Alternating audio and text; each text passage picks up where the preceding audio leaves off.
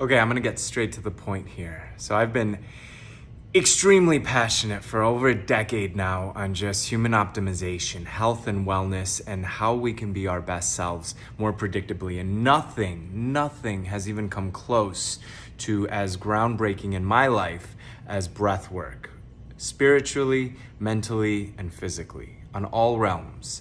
And I'm creating this club, so to speak, to share what's really impacted me and really dissect something profound that has really shifted so much in the last few months. And that is a question that's been heavily researched. And the question is, what if, as a whole, we are breathing way too much?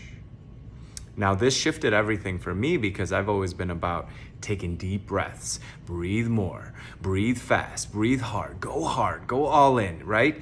But it turns out, and this has been heavily studied, that the average human breathes 12 breaths per minute. And the most optimal state that is the most efficient for our bodies to run is 5.5 breaths per minute. So overall, we are breathing twice as much, even more than twice as much as we need to. So what are the side effects of that? What are the consequences of that? And why is that?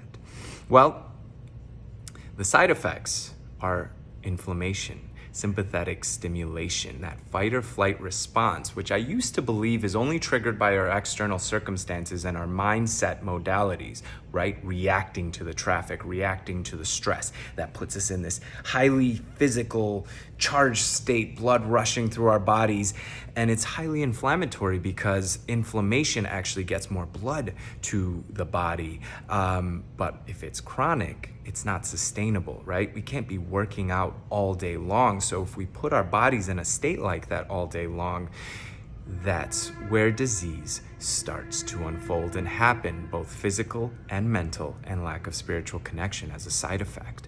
So why is this? Why does this happen? Why is our body doing this? So, and how does it come from breathing? Well, okay. It turns out that carbon dioxide is the chemical signal that tells our body to breathe. It's the ultimate molecule for our body's cardiovascular response. When we breathe faster, we're actually expelling carbon dioxide, which creates a baroreceptor reflex to increase the heart rate and breathe even more to get oxygen back in so that we can balance our carbon dioxide levels. Well, the issue is it's a negative feedback cycle. As we're expelling more carbon dioxide, our hemoglobin, the cells in our bodies that hold on to oxygen and transport it to our cells, to our muscles, to our tissues, it gets a stronger affinity for it, meaning it won't let go of that oxygen. So we end up expelling, breathing out 75% of the oxygen we're taking in. So this is an inefficient, ineffective process. Think about our resting rate. If we're breathing short and shallow, it's going to trigger us to want to breathe even more. So we're going to breathe faster, short and shallow, because that's what the body's used to. And it's going to lead to a perpetual state of chronic inflammation. This is the basis of, first off, obstructive pulmonary diseases, asthma, wheezing, coughing, shortness of breath, panic disorders, short hyperventilation, which triggers more hyperventilation, loss of control, which is usually tied to a traumatic event as well, but it can be uncoupled by learning how to breathe first and getting the body in the proper state to breathe.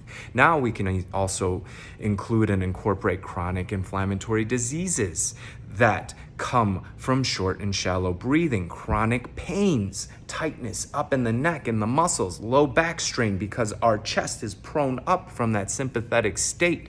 The list goes on and on. So my goal for you will be to first let you work it in your body, optimize this, breathing less oxygen, training my body to take in less oxygen and be okay with oxygen deprivation, air hunger, the sensation that I need to breathe, training my body that it's okay, and slowing down my breath work as a side effect, my breath rate as a side effect, has led to some profound changes. So if unhealthy people can learn to heal just from retraining their breath, What happens when a healthy person does this and optimizes it to the greatest extent, maybe 3 breaths per minute on baseline, on natural? BKS Iyengar says that the yogi's life is not measured in days, it's measured in breaths. And now I understand what he meant by that, is when we can breathe slower, we live more.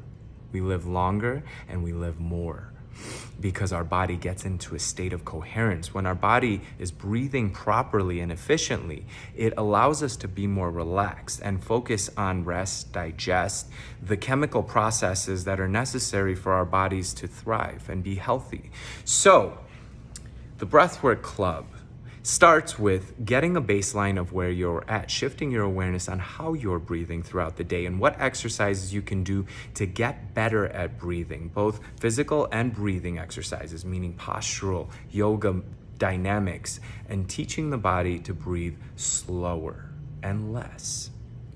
From there, we can apply these concepts to our loved ones, to our patients, to people who we are treating the side effects of this chronic inflammation too.